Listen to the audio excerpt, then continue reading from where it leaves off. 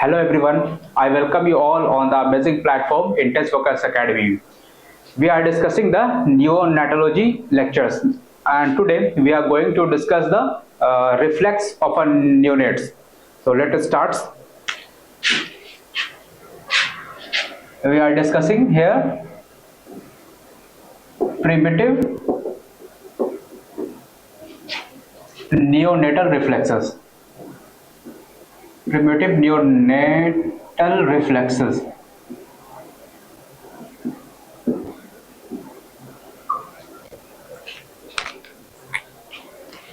Primitive reflexes means reflexes present at the birth.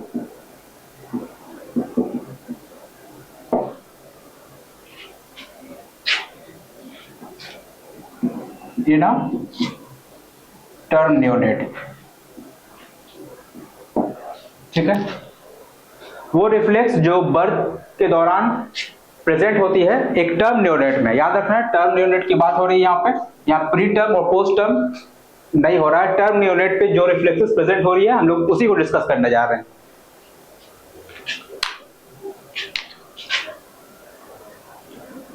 Name of the reflex, name of the reflex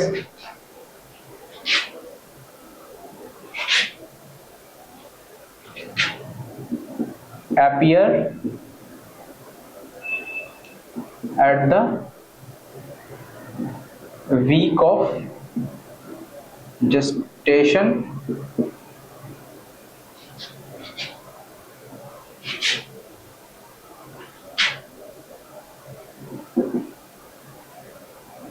disappear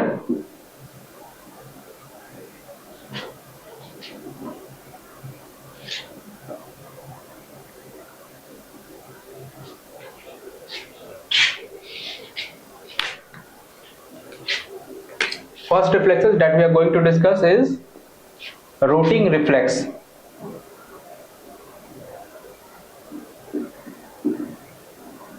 Rooting reflex कब शुरू होता है? ये 32 weeks of gestation पे। Disappear कब होता है? बिगिंस टू डिसअपियर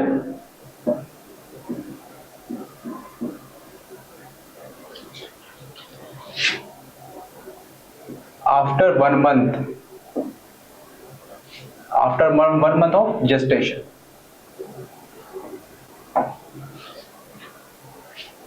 पहला रिफ्लेक्स जो हम लोग देख रहे हैं वो है रूटिंग रिफ्लेक्स। कब होता है ये स्टार्ट? ये रिफ्लेक्स कब स्टार्ट होता है, अपीयर होता है, स्टार्ट होना तो 32 वीक्स पर। डिसअपियर कब होता है? Begins to disappear after 1 month, gestation age के बाद 1 महीना बाद ही ये डिसअपियर हो जाता है। What is routing reflex? ये है क्या? तो अगर कोई चाइल्ड है, टर्म न्यूनेट है, उसके माउथ के एंगल पे ऐसे स्टिमुलेट करेंगे तो वो जो माउथ को टर्न करेगा ऐसे और ओपन कर देगा माउथ को। ठीक है, कभी भी हम लोग स्टिमुलेट किए at the angle of mouth, है ना, स्टिमुलेट किए तो क्या करेगा? टर्न करेगा अपने चेहरे को और माउथ को ओपन कर देगा, है ना। तो यही है आपका रूटिंग रिफ्लेक्स। रूटिंग रिफ्लेक्स की एडवांटेजेस क्या है? तो ये ब्रेस्ट फीडिंग में हेल्प करता है ना, ब्रेस्ट फीडिंग में हेल्प करता है और ये अर्लीस्ट रिफ्लेक्स है। ठीक है, और ये यही एक रिफ्लेक्स है जो सबसे पहले डिसअपियर भी होता है। ठीक है, तो ये हो गया आपका रूटिंग रिफ्लेक्स। सेकंड आइए, morose reflex.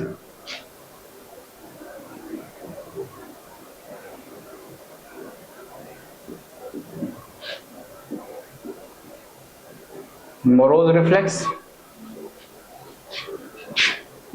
28 to 37 week, disappear 5 to 6 month after gestational period। Second reflex है मोरोज रिफ्लेक्स। अपीयर कब होता है ये? तो 28 to 37 weeks of gestation period में। ठीक है, डिसअपियर कब होता है? 5 to 6 month after gestational period. ठीक है ना। आप लोग देखेंगे कि मोरोज रिफ्लेक्स होता क्या है।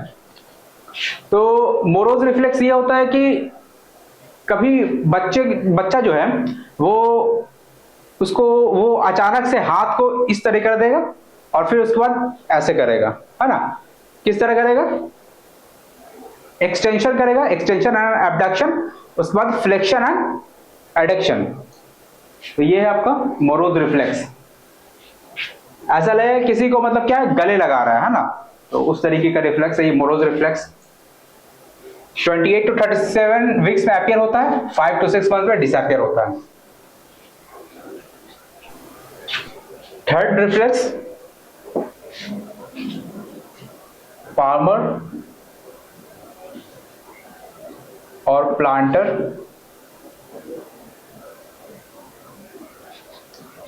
Graphs reflex.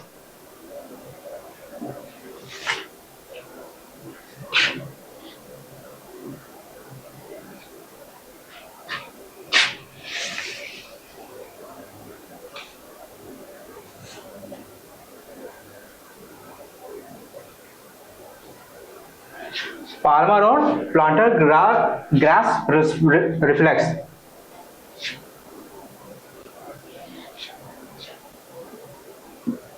तो 28 week of gestation, 3 months after. Rooting reflex देखें, मोरोज रिफ्लेक्स देखें। अब पाल्मर और प्लांटर ग्रास रिफ्लेक्स। ये है क्या? पाल्मर यानी कि हैंड, है ना। प्लांटर नीचे का सोल ऑफ द लेग, है ना। ग्रैप्स पकड़ना, है ना। तो अगर कोई भी हम लोग फिंगर, कोई भी फिंगर, लिटिल फिंगर अगर बेबी के पाम में अगर हम लोग इंसर्ट करते हैं तो वो क्या करेगा? उसको पकड़ने की कोशिश करेगा, ग्रैप्स करने की कोशिश करेगा। सिमिलरली अगर उसके सोल को हम लोग प्रेस करते हैं, उस पर दबाते हैं, तो वो क्या करेगा? फ्लेक्स करने की कोशिश करेगा अपने टोज को, है ना। तो क्या करने की कोशिश कर रहा है? पकड़ने की कोशिश कर रहा है। तो वही आपका पाल्मर और प्लांटर ग्रास्प रिफ्लेक्स। ये स्टार्ट कब होता है? अपीयर होना 28 वीक्स पे। डिसअपीयर कब होता है? 3 months after the gestational period. 4 ATNR।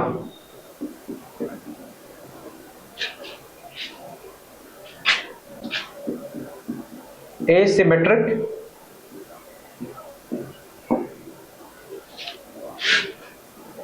Tonic neck reflex.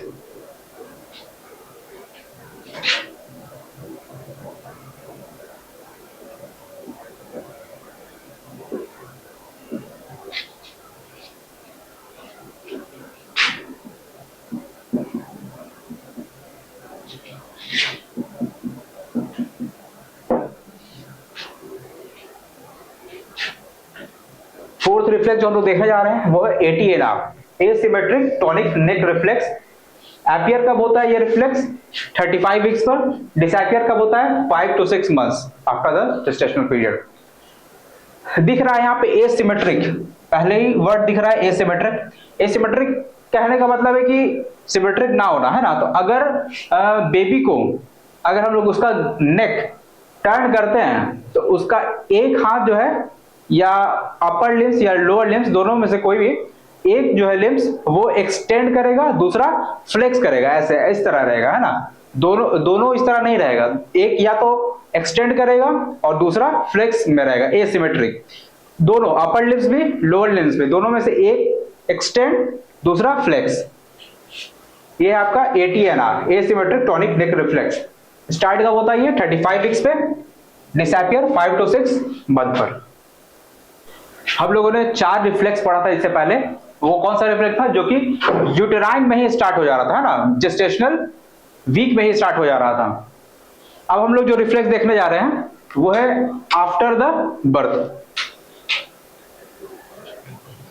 appears after the birth.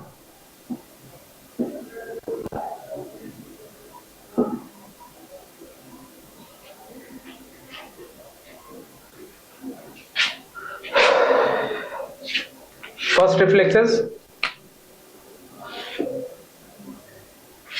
STNR, इससे पहले हम लोग पढ़े थे ATNR, एसिमेट्रिक टॉनिक नेक रिफ्लेक्स। ठीक है, अब हम लोग देखने जा रहे हैं STNR, symmetric tonic neck reflex. After the birth है 4 to 6 months after the birth and disappear 6 to 12 months after the birth। ठीक है, STNR कुछ ज्यादा मुश्किल नहीं है, ये ATNR के लगभग जैसा ही है, ATNR STNR। तो ATNR क्या था, ये अगर पता चल गया तो STNR पता चल जाएगा। तो ATNR क्या था, उसमें एक हाथ, एक अपर लिम्स जो है एक्सटेंड कर रहा था, दूसरा फ्लेक्स कर रहा था, ऐसे नहीं हो रहा था दोनों। लेकिन STNR में क्या होगा, both upper and lower limbs, upper limbs lower limbs दोनों क्या होगा, वो दोनों एक साथ क्या होगा, एक्सटेंड करेगा या फ्लेक्स करेगा, फ्लेक्स या एक्सटेंड दोनों साथ ही होगा। तो वो हो गया STNR, है ना। अब सेकंड जो है पैराशूट रिफ्लेक्स।